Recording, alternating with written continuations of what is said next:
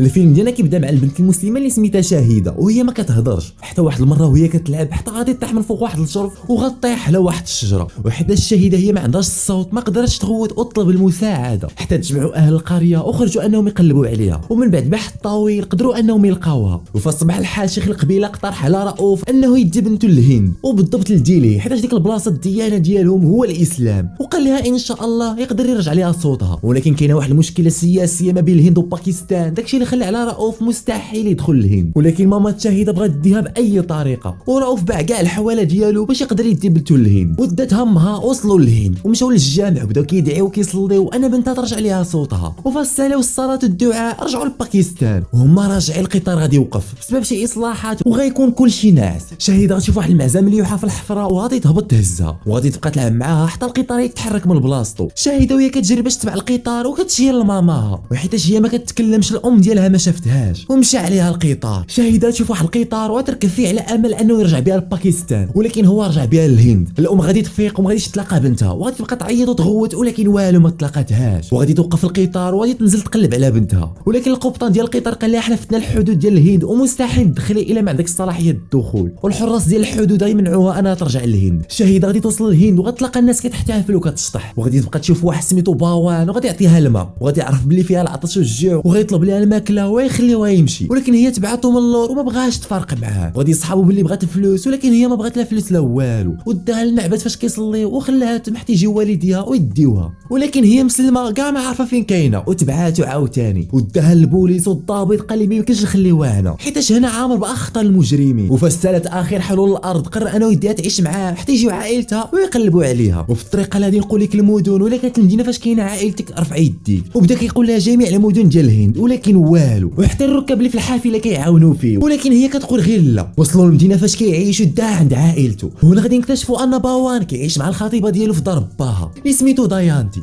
باوان خرجها معاها باش تفوز شويه وداها للمعبد فاش كيصليو، وهي كاع ما عرفاش كدير حتى شافت الجامع حداها ومشات ليه، درت الزيف وبدات كتدعي الله باش ترجع عند ماماها. وفاش شافها باوان عرف بلي هي مسلمه وخايف لا يعرف دايانتي حتى هو متعصب للديانه ديالو الهندوسيه ويقدر يجري عليها من الدار الا عرف. ومشاو للدار بلا ما يقولوها لتا واحد، هما كيتفرجوا في واحد المباراه ما بين الهند وباكستان، وكاع اللي في البيت كيشجع الهند، وفاش كتماركي كيحتفلوا من غير شاهده، وفاش كتماركي باكستان كيسكتوا كاملين من غير شاهده كتبقى تحتفل. وغتشوف العالم ديال بلدها وغتمشي تبوسو، وهنا غادي يعرفوا باللي هي من باكستان. دايانتي ما كيحملش باكستان بسبب الحروب اللي بيناتهم، وقال لي خرج عليا من الدار. هنا هو يديها السفاره باش يرحلها، ولقاهم دايرين مظاهرات. دخل عند موظف الاستقبال وقال لي بغيت نديها لباكستان، ولكن هو رفض وقال لي خصك جواز السفر ولا اوراق كتثبت انها من باكستان. هنا غادي يجيو المتظاهرين وغادي يقتحموا القنصليه وغادي يضربوا مع البوليس. باوان غادي يكالي عليها وغادي ياكل العصا وهو كيحمي فيها، وغادي يقدر انه يدوز من بيناتهم، وغادي يمشي لواحد مكتب سفريات وغادي يطلب منه انه يرجع شاهده لبلادها.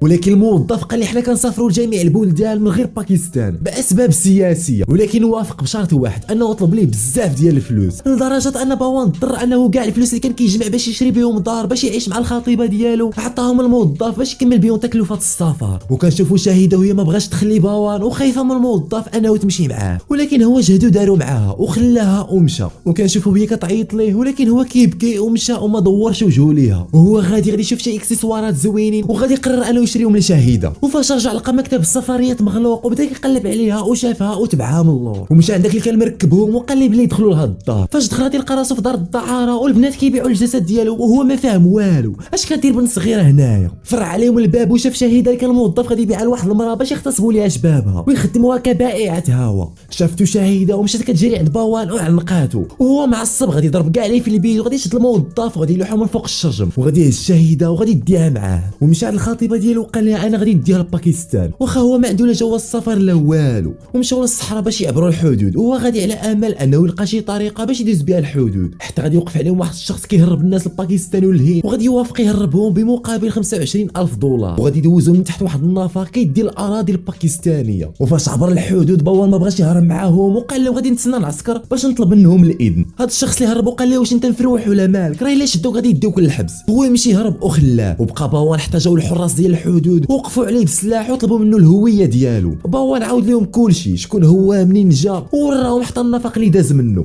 القائد ديالو غادي امر الحراس انهم يرجعوهم النفق اللي جاو منه، وغادي يسدوا النفق بالتراب ومشاو وكملوا الحراسه ديالهم. فاش رجعوا شافوا باوان قالوا لي مين جيتي عاوتاني انت، وقال لهم بلي كاين واحد النفق اخر، وبداو كيضربوا فيه. حتى القائد ديالهم شاف البنت كتبكي وامرهم انهم يحبسوا، وقال لي بلي حنا كندوزوا على الحدود كل 10 دقائق، وإلا رجعتوا لقيتك فرض المره غادي نعتقلك وغنحطك في الحبس. مشاو فاش رجعوا لقاوه مازال واقف، وقال لهم بلي الديانه ديالي ما كتسمحش لي انني نمشي لشي بلاد اخرى بلا ما ناخذ الموافقه ديالهم. والحارس قال لي غادي نخليك تدخل ولكن بشرط فاش ترجع لبنت لعائلتها ترجع للهند. وكملوا الرحله ديالهم في الصحراء حتى وصلوا لاول مدينه وجلسوا ياكلوا. شهيده غادي تشوف المينوط ديال البوليس وغادي تحطها في الصاك ديالها، وغادي يجيو البوليس غادي يقولوا لي بلي انت شفرتي لنا المينوط ديالنا، وغادي يقلبوه. باوان قال لهم انا الله ودي انا ما شفرت لكم والو، وعطاوهم الصاك باش يقلبوه. وهما كيقلبوا غادي يلقاو المينوط وطلبوا منه جواز السفر، ولكن هو قال لهم ما عنديش. وعاود لهم القصه كيفاش جا لباكستان، والضابط غادي يصحابوا بلي هو جاسوس من عند الهند وغادي يعتقلوا. وغادي ينتشر واحد الخبر في باكستان انا الشرطه اعتقلت جاسوس هندي، وغادي يمشي واحد الصحفي سميتو شاندي باش يغطي الاخبار، وغادي يبقى يصور فيه هو معتقل. فاش غادي يدخل لمركز الشرطه غادي يحقوا معاه، وفي هذه اللحظه شهيده غادي تشوف واحد التصويره وغتقول لباوان باللي هنا فاش كاين الام ديالها. الضابط غادي يعتقد باللي غير مؤامره باش يهربوا، غادي يشد الفم ديال شهيده وغادي يقول لها تكلمي ما كديره فيها ما كتهضريش. باوان غادي يتعصب وغادي يقلب على امهم ديك الكوميساريه وغادي يضرب كاع البوليس.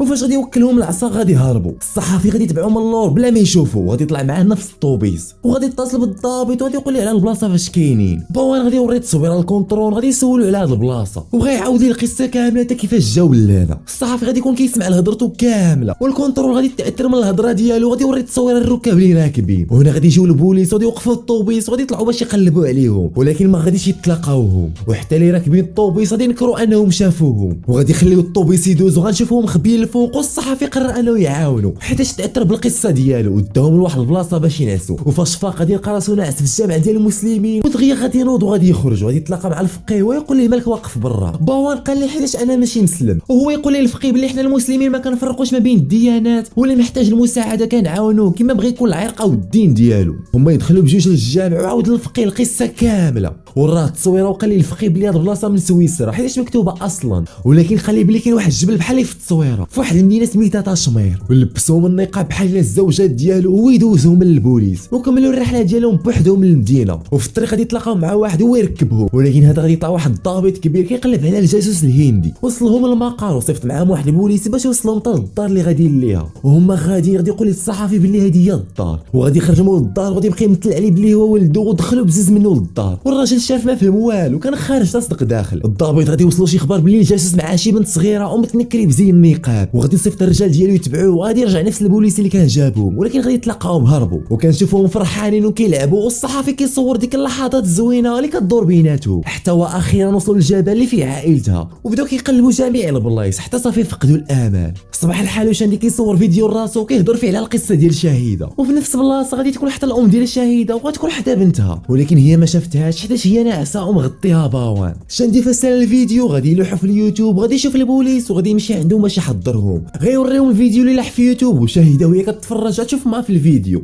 وغادي يعاودوا الفيديو من الاول وغادي يشوفوها نزلت من واحد الطوبيس وغادي يمشيو يقلبوا عليه. وهما كيقلبوا غادي يلقاو، وغادي يقول لهم شوفوا على البلاصه فاش كيمشي وهي نفس البلاصه فاش كاين امها. هنا غادي يتفرحوا كلشي غادي يفرح حيت هو اخيرا غادي ترجع لعائلتها. ولكن بالنسبه للفيديو اللي لاح في يوتيوب البوليس غادي يعرفوهم فين كاينين، وغادي امرهم انهم ينتشروا في كاع المدينه، والطوبيس هو غادي في الطريق غادي يوقفوهم المفتشين وغادي يقلبوهم واحد بواحد. باوان غادي يطحي براسو وغادي يدفع البوليس وغادي يهرب. البوليس غادي يتبعوه وشاندي غادي يهرب مع شهيده، وهنا البوليس غادي يشدوه ويقعدوا كيضربوا فيه وهو كيقاوم. شاندي وشهيده هما هاربين، غادي تشوف البيت ديالها وغتمشي كتجري ليه، وشاندي هو كيصور ديك اللحظه المنتظره. الام ديالها غتشوفها وهي ما مطيقاش بلي بنتها جايه عندها، وغتمشي كتجري عندها وغتعنقها، وهما كيحتفلوا كيعنقوا في بعضياتهم. وشاندي كيصور ديك اللحظه الزوينه غيسمعوا صوت القرطاس اللي غادي يكونوا البوليس كيقنصوا على باوان اللي هو هار. الفيديو اللي تلاح في يوتيوب غينتشر في كاع باكستان والهند وغادي يشوفوا العالم كامل وغتشوفوا حتى الخطيبه ديالو والاخبار تنتشر في الصحف العالميه وغنشوفوا بوان مشدود وكيعذبوا فيه اشد التعذيب. شاندي غيدير فيديو اخر غادي يلوحوا في يوتيوب وغادي يطلب من الشعب الهندي والباكستاني انهم يجيو للحدود باش يعتقوا بوان. والغد اللي غادي نشوفوا السكان ديال الهند وباكستان وهما جايين للحدود احتجاجا على الحكومه باش يطلقوا سراح بوان. الضابط غادي يطلق سراحه وغادي نشوفوه كيسلم على الصحفي شاندي وهو غادي باش يعبر الحدود باش يمشي للهند. والشعب الهندي والباكستاني كلهم كيصفقوا على بوان وكيعيطوا ليه بسميتو. ولكن الجيش العسكري قال لي الحكومه مازال ما عطاتني الامر باش نخليه يمشي للهند. هنا الشعب الباكستاني غادي يهجم على البوابه وغادي يفرع الباب وبوان هو غادي باش يعبر البوابه. شهيده جات باش تسلم عليه قبل ما يعبر الحدود ولكن في هذه اللحظه غادي يكون داز هو غادي باش يدخل البوابه وبقدره خالق الصوت غادي يرجع ليها وتغوت على بوان وغادي يسمعها. هادشي اللي خلاه مصدوم ومشى كيجري عندها باش يعنقها قبل ما يمشي وهو كيجري وهي كتجري وما بين الحدود ديال باكستان والهند غادي يشدها وغيعنقها. وهنا غادي تكون النهايه ديال الفيلم.